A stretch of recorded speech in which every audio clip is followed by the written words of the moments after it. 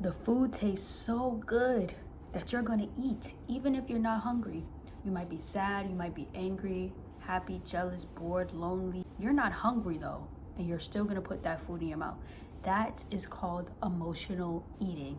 And when you eat emotionally, it can lead to insecurity, weight gain, and all types of things that we do not want. Before we get started on how you can turn your disorder into divinity and how emotional eating can make you rich, go ahead and like, subscribe, and I'm gonna tell you what to comment later. We're gonna talk about 4 ways that you can do this, and the first one, you might not like it, but if you can't help but pick up the plate, you gotta help yourself and pick up the weight. You gotta work harder in the gym, into fitness, into working out, and getting your body into shape. If you wanna eat like an athlete, you're gonna have to do what an athlete does and work your body. This is the most physically concrete way to combat emotional eating, because not only will working out offset the effects of any weight gain, but it will also offset the effects of insecurity, because working out brings endorphins to your brain, so you're going to be feeling good. And then on top of that, fitness improves your overall health, so you're going to sleep better, you're going to feel better, and you're going to be able to emotionally regulate better, which means that you'll probably end up eating less emotionally anyways. You're probably going to only eat when you're hungry. Also, if you're feeling bad about emotional eating, don't feel bad. Everybody does it to some extent. It becomes a problem when you're doing it way too much. So that's who I'm talking to right now. You're eating way too much because your emotions are all over the place. Let's get that under control. The people who are wealthy know how important health is.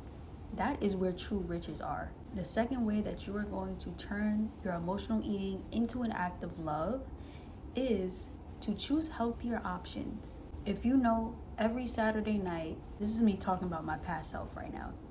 I used to be very lonely, and on the weekends when I was lonely on a Friday, Saturday night because I had no plans, I would walk to the store, get myself some chocolate and some popcorn. Those were my comfort foods. Now, those aren't unhealthy foods because I naturally am a person who eats healthy.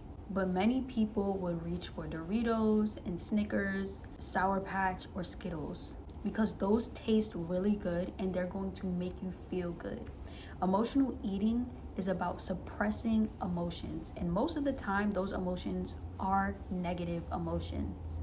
Sometimes you can emotionally eat because you're really happy, which is why some people gain a lot of weight in the beginning of their relationships. But a lot of the time you just want to put that emotion to the side and feel good, so you put the food in your body. This cuts off your communication between spirit and your physical self, which is why it doesn't feel good after. But you can mediate that by introducing healthier options into your emotional eating.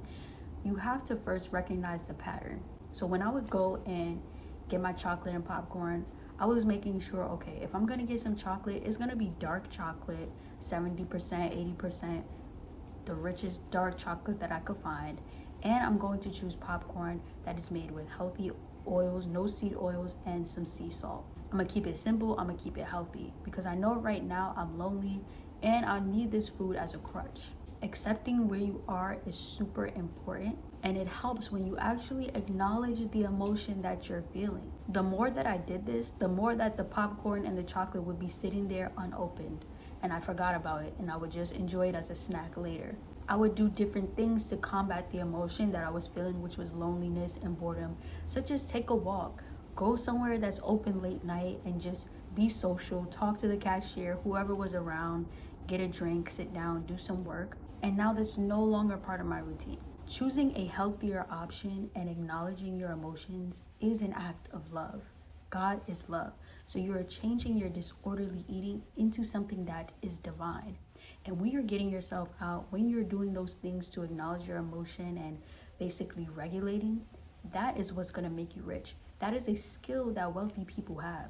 They have emotional control, because when you are wealthy, you have to make a lot of decisions, and you can't allow your emotions to make those decisions for you. You have to understand the difference between the needs of your physical body and the needs of your spiritual body. So putting this into practice of eating healthier options and acknowledging your emotions is only going to strengthen that muscle of being emotionally regulated, which is going to help you on your wealth journey. Now let's move on to the next level after this. You started working out, you're choosing healthier options. Now, instead of going and buying food, you can introduce discipline and alchemy to your emotional eating by actually making the food yourself. Now, there's something very special that happens when you cook for yourself. So first, this is gonna work on your discipline.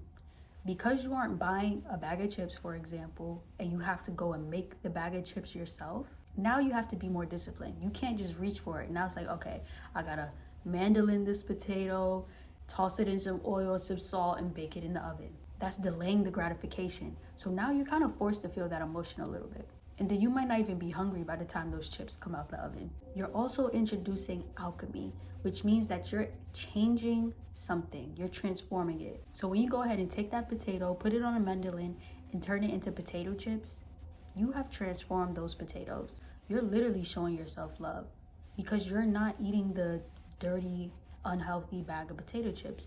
You're making yourself healthy homemade potato chips. And if you want to combine our second point, which is choosing a healthier option, you can make some kale chips.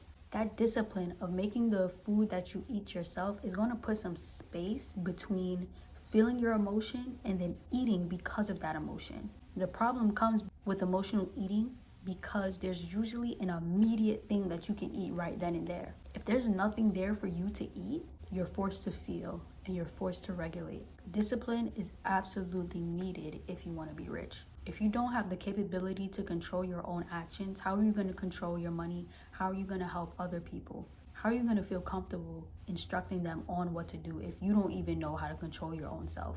Now, this is the fourth way. This is the final level, the final boss. And it takes a good level of intention and self-awareness to do this. If you find yourself emotionally eating, you can change that into an act of divinity and love by bringing yourself to a higher vibrational state.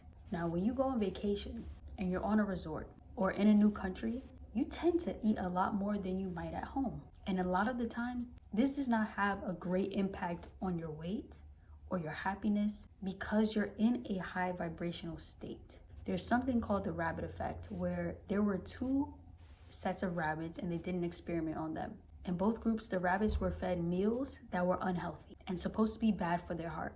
So one group was just fed the food, while the second group was fed the food, but they were also petted and talked to and loved. When they looked at the results of how the diet impacted their bodies, the first group got a negative impact because they were just fed unhealthy food. The second group that was loved on and talked to and petted basically had no negative impact from the unhealthy food. So that tells you how our emotional state can impact the way that food has an effect on our body. So if you're able to bring yourself to a state of love, you might have been sad and that made you want a pint of ice cream. But if you can somehow bring yourself to a state of love, you can enjoy that ice cream still and it not have a negative impact on your body. Speaking back to the vacation example, I saw a reel on Instagram of this girl and she was just on vacation eating. In the beginning, she shows her weight before vacation. The middle of the reel is just her eating, like she's eating so much food.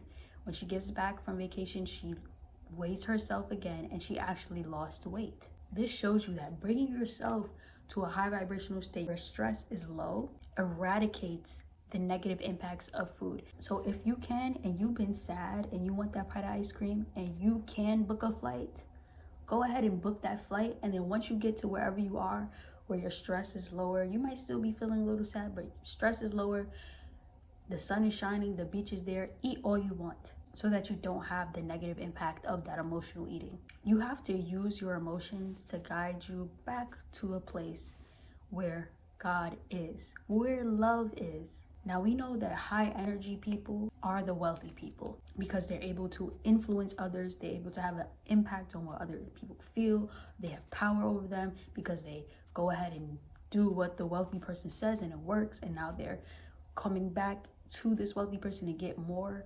That's what being in a high vibrational state will do for you. And if you're able to practice that by changing a negative emotion to a positive emotion when you feel yourself wanting to emotionally eat, you're only going to strengthen that muscle, just like with the discipline. So let me put y'all on. Last night, I definitely did a little emotional eating, and I turned it into an act of love for myself because I made it super fun and it was a healthy thing that I ate. So basically, I did a lemonade float. So we had some homemade lemonade and I put some vanilla ice cream inside of the lemonade, and it was actually so good. It came out like a lemon creamsicle type of flavor. Listen, it was so worth it. It was so delicious. Let me know in the comments the last thing that you ate emotionally. Don't be ashamed. We all do it. We just have to know how to turn it into an act of love. I hope this video helps you. Stay golden.